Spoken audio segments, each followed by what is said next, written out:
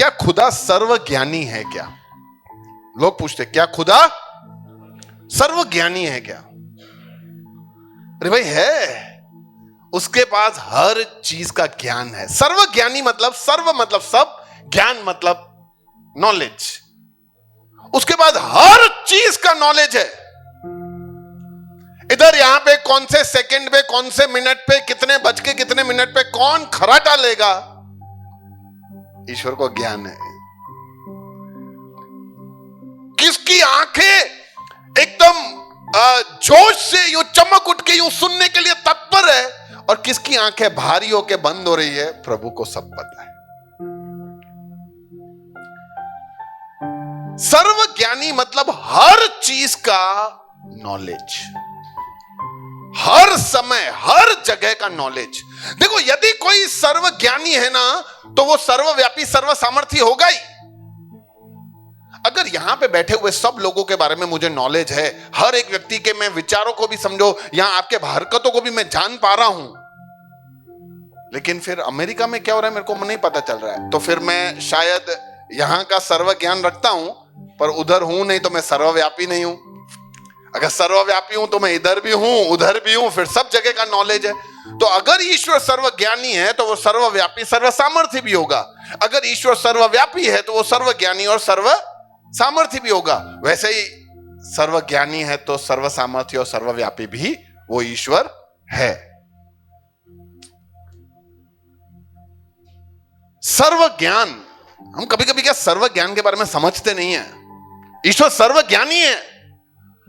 दुनिया में ऐसे बहुत सारे लोग होंगे जो कहलाते हैं एक्सपर्ट्स, मैथ्स का एक्सपर्ट है, उसका मैथ्स को दुनिया में कोई भी चीज लेके आओ मैथ्स की, उसको सब आता है। आपको लगता है ऐसा कोई होगा मैथ्स का एक्सपर्ट जिसको मैथ्स के बारे में सब आता होगा? अरे हो सकता है, हाँ हो सकता है, लेकिन फिर उसको खाली मैथ्स ही आता है, साइंस नहीं आता है, उसको सोशल स्टडीज नहीं आता है, उसको संस्कृत नहीं आता है, उसको उर्दू नहीं आता है, उसको काठियावाड़ी नहीं आता है। लेकिन ईश्वर वो है जो हर चीज में एक्सपर्ट है, उसको हर चीज में सब कुछ आता है। मैं हमेशा ये उदाहरण देता हूं कि कोई व्यक्ति ऐसा बोल ही नहीं सकता कि मैं सर्वज्ञानी हूं, क्योंकि अगर कोई बोलता है कि मैं सर्वज्ञानी हूं, मुझे इस चीज के बारे में सब पता है, तो उसको उस चीज के बारे में सब पता होना चाहिए। जैसे घनश्याम बोले कि मेरे को इस संसार में, बहुत सारे लोग ऐसा छापते हैं कि इस संसार में टोटल गोल्ड इतना है। गलत, उनको पता ही नहीं है टोटल गोल्ड कितना है। अगर कोई भी देश, कोई भी मंत्री, कोई भी संतरी आके ऐसा बोलता है कि मुझे पता है इस दुनिया में गोल्ड कितना है, तो वो सही नहीं है।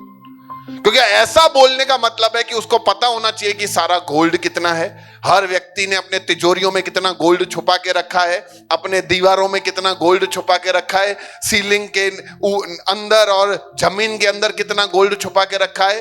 उतना ही नहीं, हर बैंक में, हर लॉकर में कितना गोल्ड है। उतना ही नहीं, जमीन के अंदर जो निकाला नहीं गया है वो भी कितना गोल्ड है, और कितने लोगों के सोने के दांत है वो भी पता होना चाहिए उसको।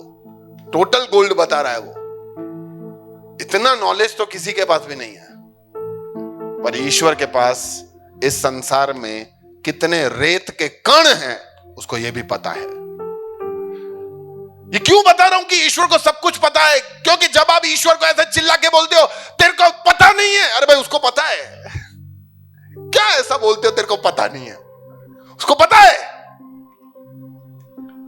ईश्वर तेरे को पता नहीं है मेरे बच्चों का हालत, उसको पता है तुम्हारे बच्चों का हालत क्या है। ईश्वर तेरे को पता नहीं है मेरी हालत, उसको पता है तुम्हारी हालत क्या है। वो देख रहा है तुमको। पता नहीं है कि जगह उसको पूछना चाहिए कि प्रभु मुझे ज्ञात करवा कि मैं इस हालत में क्या करूं। ज्ञात करवा। उसको हर चीज का नॉलेज है। उसको कोई भी नई चीज सीखने की जरूरत नहीं है। हाइला ये तो नया बनाया है तुम लोगों ने, जबरदस्त है। नहीं, उसको पता है। उसको कोई भी चीज भूलने की जरूरत नहीं। अरे ये तो मैं गलत सीख लिया था, गलत है यार, ये भूलना पड़ेगा, ये तो गलत सीख लिया, ये गलत कॉर्ड बजाना सिखा दिया तुमने मुझे।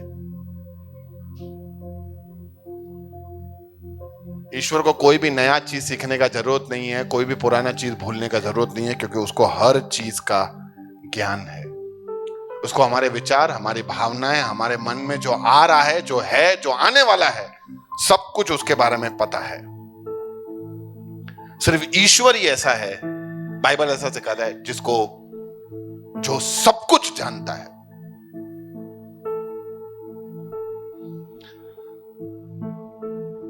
चिड़िया कब गिरेगी, हमारे शरीर से कौन सा बाल गिरता है, उसको सब कुछ पता है, उसको हर चीज का ज्ञान है।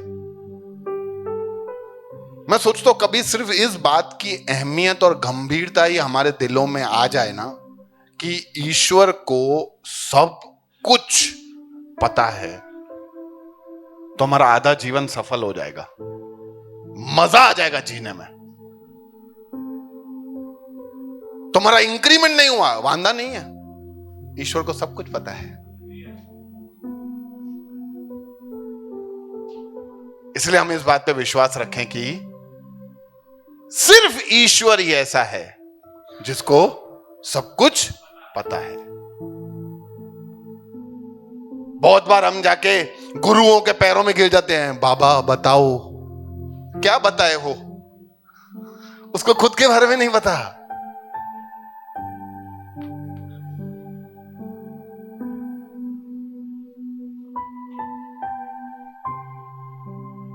कल मैं एक ऐसे रील देख रहा था,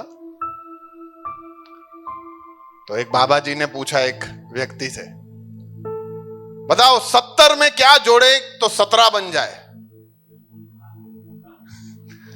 तो सामने पढ़ा लिखा व्यक्ति था, 70 में क्या जोड़े 17 हो जाए, तो एक तो समझ ही नहीं पाया कि 70 में क्या जोड़ूं। उसने बोला -53। वैसे उसका जवाब सही है, 70 में -53 जोड़ो।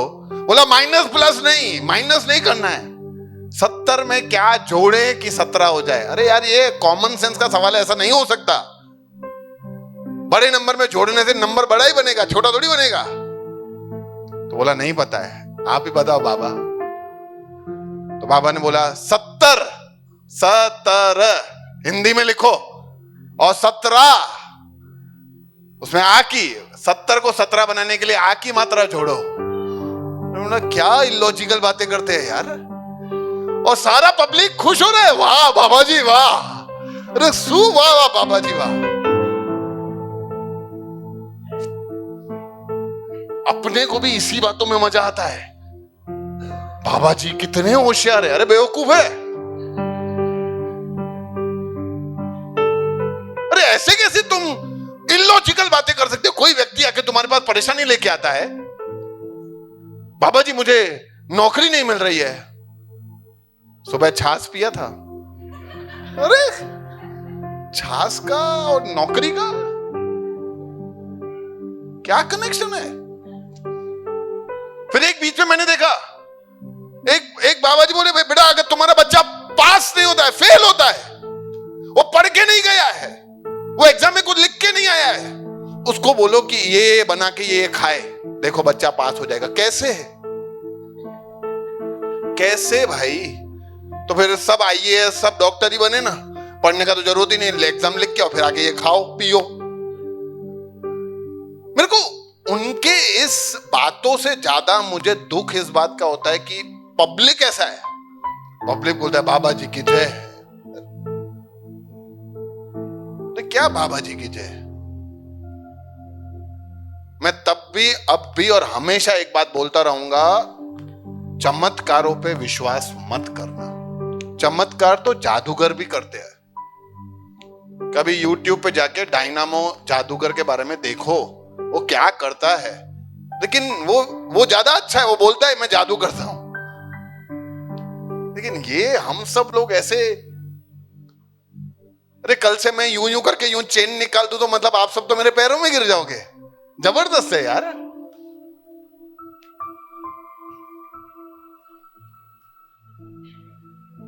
सिर्फ ईश्वर है जिसको हमारे बारे में सब कुछ पता है। इसलिए हमें किसी व्यक्ति के आगे गिरने का जरूरत ही नहीं है। कहीं पे भी जाना है, ईश्वर के पास जाओ, उसके पैरों में गिरो। हाँ, मुझे इन्हीं में ईश्वर दिखता है। नहीं नहीं नहीं, ऐसा नहीं।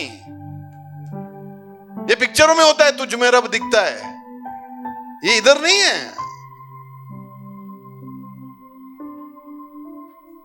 ईश्वर से रिश्ता बनाओ, फिर ईश्वर के पास जाओ और देखो वो तुम्हारे बारे में, तुम्हारे जिंदगी को पलट देगा।